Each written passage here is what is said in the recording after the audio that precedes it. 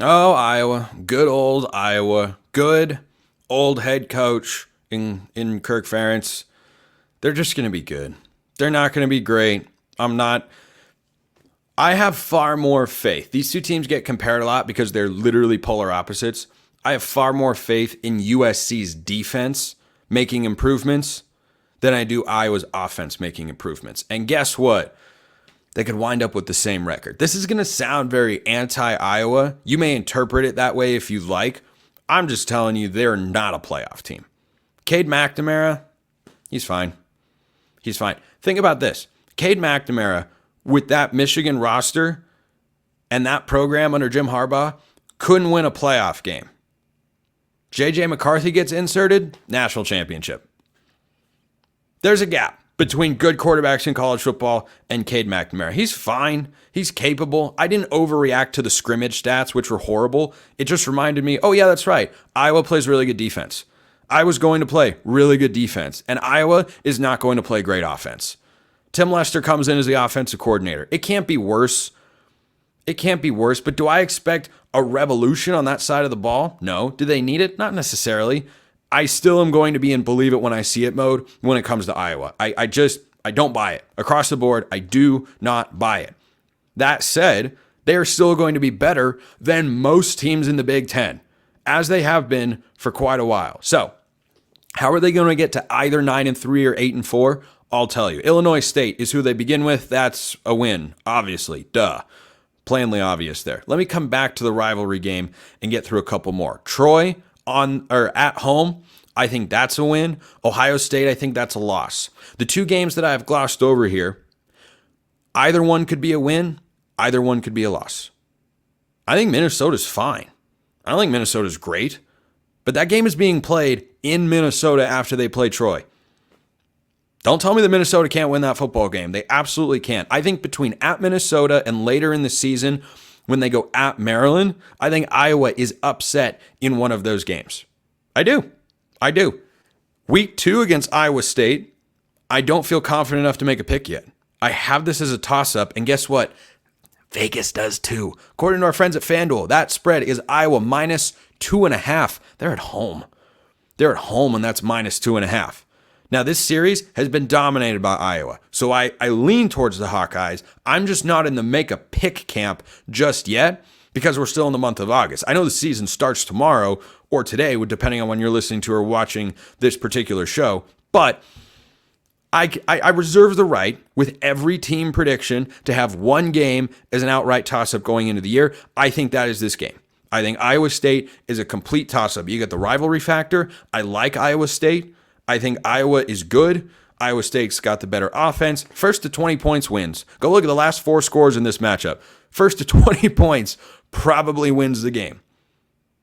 It's not going to be a big over-under. It's going to be a pretty small over-under, as a matter of fact. And that game here, let me actually pull up the over-under here according to our friends at FanDuel. Iowa and Iowa State. There just can't be a lot of games with that. Yeah, that's a 37.5 over-under. Boy, I would. Ooh. That's an underbet to me. That's an underbet to me. So, like 2017, doesn't that kind of sound like how this game ends?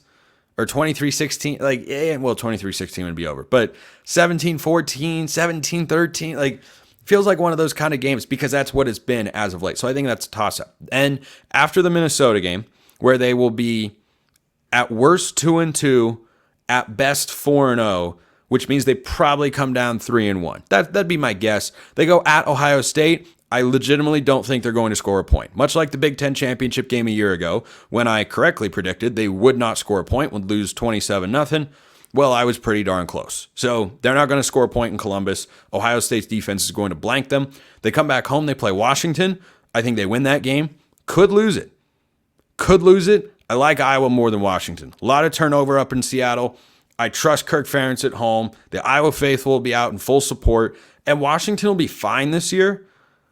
But I think Iowa's going to be a little bit better. I might even take Iowa if this game were in Seattle. But Iowa's at home, so I'm taking the Hawkeyes there. They go at Michigan State. Again, don't sleep on Jonathan Smith's ability to pull an upset. but Iowa's the better team top to bottom. That's year one of a rebuild, and Kirk Ferentz is not there. Iowa wins that game. Northwestern at home. Again, I have a lot of these with Iowa because I don't have a tremendous amount of faith in their football team. Northwestern at home.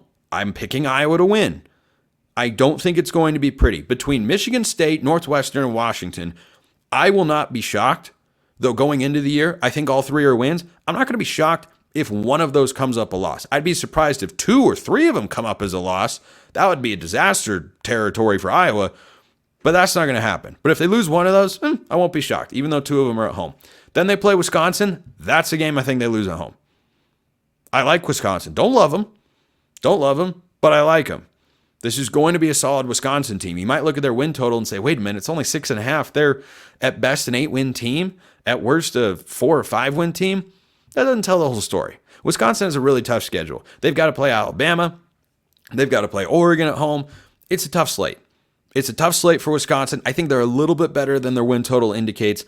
I'll take Wisconsin to go into Iowa's home building and get a win. At UCLA, I think UCLA stinks this year. Absolutely stinks. I think they're one of the bottom dwellers of the Big Ten. That's a win for Iowa, even on the road. Maryland, again, these feel like go either way games because they're on the road. Minnesota and Maryland, I think that's a split. Because in one possession games, you can go 2-0, you can go 0-2. You probably end up going 1-1. On the average, that's where I think Iowa falls. And then last week of the regular season, I think they'll have enough to beat Nebraska. I think. You see how I don't feel supremely confident? It's because I don't. It's because I don't. Even in the games where I'm picking Iowa to win, I don't have a high level of confidence. Not because I don't think they're going to be able to keep the game low scoring enough, but because I just don't know if they're going to score enough points. And they win a lot of games that are these low scoring slugfests. And, last year against Minnesota, I think it was, they had the Cooper DeJean punt return for a touchdown. And it's just, there are a lot of things like that make me go, I don't think they've improved enough offensively to get themselves in the college football playoff discussion. I think they're 9-3 most likely. 8-4, it's an or. 9-3 or 8-4. Lean towards 9-3 because I do trust Kirk Ferentz. He's got a very, very high floor. That much has been established as a head coach, and I trust him with this schedule, which isn't horrifically brutal, but I think it's got enough to trip him up. Like Nebraska, I have as a win. Washington, I have as a win. Northwestern, I have as a win. They could lose any one of those games. They could beat Wisconsin and lose one of those games. They could beat Minnesota. They could lose to Maryland. They could beat Maryland. They could lose to Minnesota. I think Iowa's going to be a really exciting team. I talked about Ohio State recently on the show and how they are one of the most boring teams in college football this year because they only have 3 regular season games that are interesting. Michigan, Penn State, Oregon.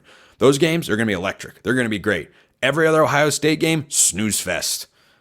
It's going to be a snooze fest every single week except for those 3. Iowa's not going to be the case. I think Iowa's going to play 9 or 10 highly competitive football games this year, and I can't wait to watch. But 9-3 in the Big Ten, that's not getting you into the playoff. You can knock on the door. I don't think you get there. I don't think Iowa will have the resume to do it. That's where I stand on the Hawkeyes. College football is here.